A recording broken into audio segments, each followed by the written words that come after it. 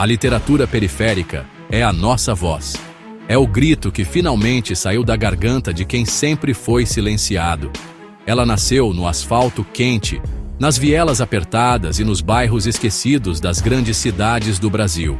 Pense em São Paulo, Rio de Janeiro, Salvador.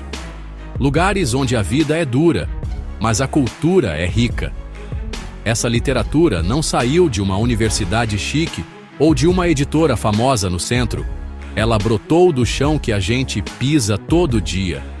Ela é feita por nós e para nós, contando as histórias que a literatura tradicional nunca quis ouvir. É a nossa forma de dizer: nós existimos, nós somos importantes e temos muito a contar. Imagine um lugar onde o Estado só aparece na forma da polícia, onde falta escola, hospital e saneamento. É nesse cenário que a literatura periférica ganha força.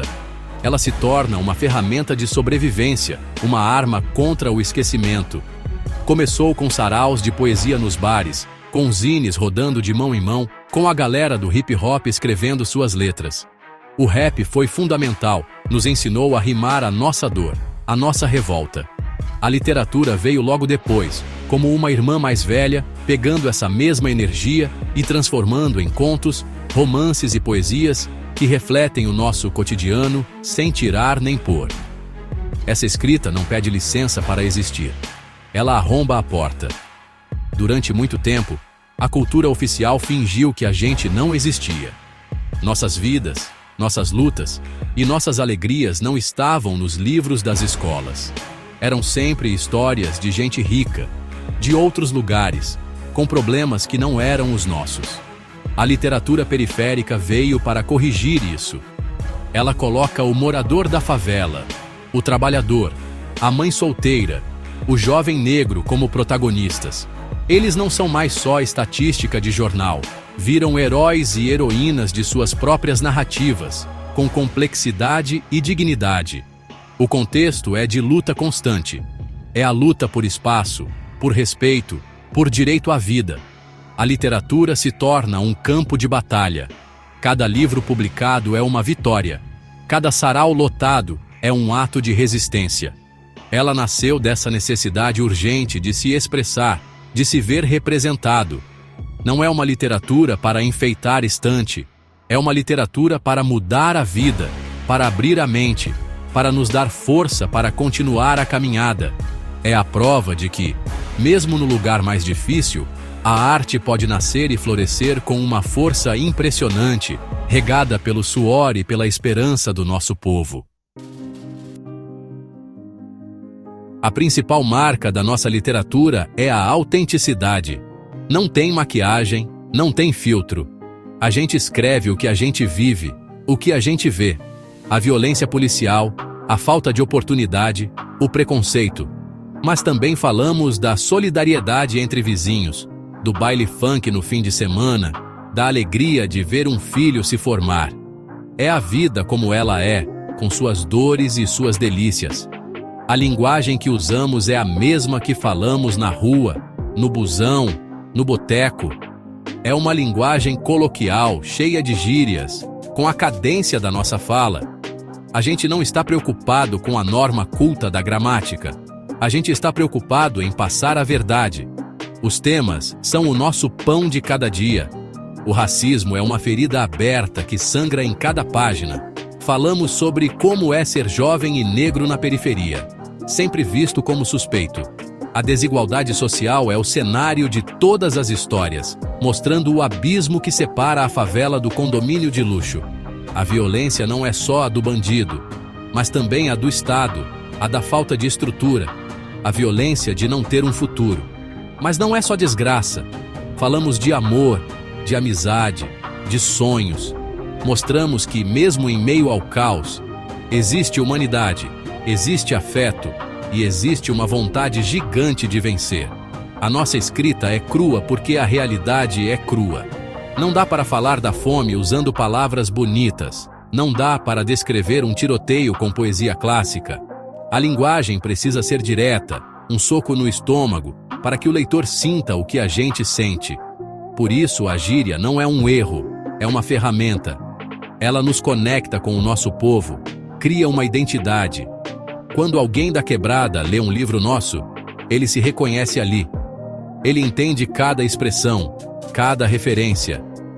A escrita se torna um espelho, e se ver em um livro, pela primeira vez, é algo poderoso e transformador para a nossa gente.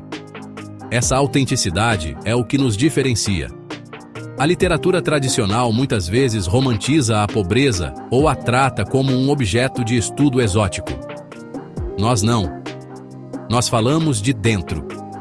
A nossa perspectiva é a de quem sente na pele. Não estamos observando de longe, de uma janela de um apartamento seguro. Estamos no meio do furacão, contando como é. Essa é a nossa força. É isso que faz a nossa literatura ser tão potente e necessária. Ela não apenas descreve a periferia, ela é a própria periferia se transformando em palavra, em arte, em grito.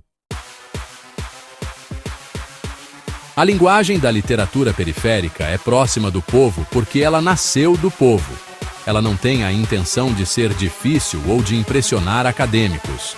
O objetivo é comunicar, é conectar.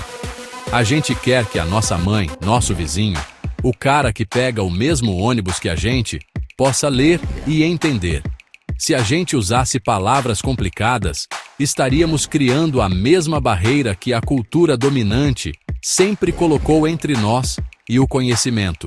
Por isso, a escolha por uma linguagem acessível é uma decisão política. É um ato de inclusão. Queremos que a literatura seja para todos, não apenas para uma elite intelectualizada. Essa proximidade com a realidade é fundamental. A vida na periferia é imediata, é urgente. A linguagem precisa refletir isso.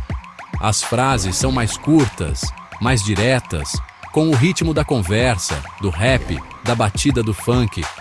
É uma escrita que pulsa, que tem corpo, que tem som. Você quase consegue ouvir os barulhos da rua enquanto lê. A sirene da polícia, a música alta do vizinho, as crianças brincando na laje. A gente usa a oralidade a nosso favor, trazendo para o papel a riqueza da nossa forma de falar, com todas as suas cores, sotaques e invenções. É uma língua viva, que se transforma a todo momento. Refletir a realidade da vida na periferia significa não ter medo de mostrar o feio, o sujo, o quebrado, mas também significa mostrar a beleza que existe ali. A beleza da resistência, da criatividade, da capacidade de improvisar e de encontrar alegria nas pequenas coisas. A linguagem ajuda a construir esse retrato fiel.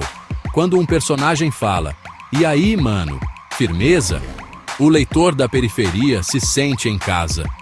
Ele sabe que aquela história é para ele. Isso cria um laço de confiança e de identidade que a literatura tradicional raramente consegue estabelecer com o nosso povo. É quebrar o muro que separa o autor do leitor. A linguagem, portanto, é uma ferramenta de empoderamento. Ao validar a nossa forma de falar, a gente está validando a nossa própria existência e a nossa cultura. Estamos dizendo que o nosso jeito de ser e de se expressar tem valor, que não precisamos imitar ninguém para produzir arte de qualidade. A nossa verdade, dita com as nossas próprias palavras, é o que temos de mais valioso. É por isso que a linguagem da literatura periférica é tão potente. Ela não é apenas um estilo, é a afirmação da nossa identidade, um grito de orgulho que ecoa por todas as quebradas do Brasil. Quando falamos de literatura periférica, alguns nomes são como pilares. Eu, Ferrez, sou um deles, com livros como Capão Pecado e Manual Prático do Ódio. Minha escrita tenta mostrar a lógica do crime e da sobrevivência no Capão Redondo, sem sensacionalismo. Outro nome gigante é o de Carolina Maria de Jesus, uma pioneira. Com seu livro Quarto de Despejo, escrito nos anos 50, ela já mostrava a dura realidade de uma catadora de papel na favela do Canindé. Ela abriu a porta para todos nós. E temos Paulo Lins, com Cidade de Deus, que virou um filme famoso no mundo todo, mostrando a complexidade da vida em uma favela do Rio. Mas a lista é enorme e não para de crescer. Temos Sérgio Vaz, o poeta da periferia, que comanda a Cooperifa e inspira milhares com seus saraus e seus versos diretos e cheios de sentimento. Temos a Elisandra Souza, poeta e ativista, que traz a voz da mulher negra da periferia. A Alain da Rosa, com sua prosa poética, que mistura a rua com a ancestralidade. Sacolinha, Conceição Evaristo e tantos outros guerreiros e guerreiras da palavra. Cada um deles, com seu estilo, contribui para construir esse mosaico que é a nossa literatura, mostrando que a periferia não tem uma voz só, mas muitas. E todas elas são potentes e importantes. O impacto na sociedade é cada vez maior. Esses livros estão entrando nas escolas, nas universidades. Estão sendo discutidos, estudados. Isso é uma revolução. Porque quando um jovem da periferia lê um livro que fala da sua realidade, escrito por alguém que veio do mesmo lugar que ele, algo muda dentro dele. Ele passa a acreditar que também pode escrever, que também pode ser um artista, que sua história tem valor. A literatura periférica está formando novos leitores e novos escritores. Está estimulando o debate sobre as questões sociais que o Brasil insiste em varrer para debaixo do tapete. Por isso, essa literatura vem ganhando tanto respeito e espaço. As pessoas estão começando a entender que não dá para conhecer o Brasil de verdade lendo apenas os autores do Leblon ou de Higienópolis. É preciso ouvir as vozes das margens. A nossa literatura oferece um retrato mais honesto, mais complexo e mais real do país. Ela desafia estereótipos, humaniza quem sempre foi desumanizado e mostra a incrível potência cultural que existe nas periferias. A literatura periférica deixou de ser um movimento e virou parte essencial da literatura brasileira. É um caminho sem volta, e a gente ainda tem muita história para contar.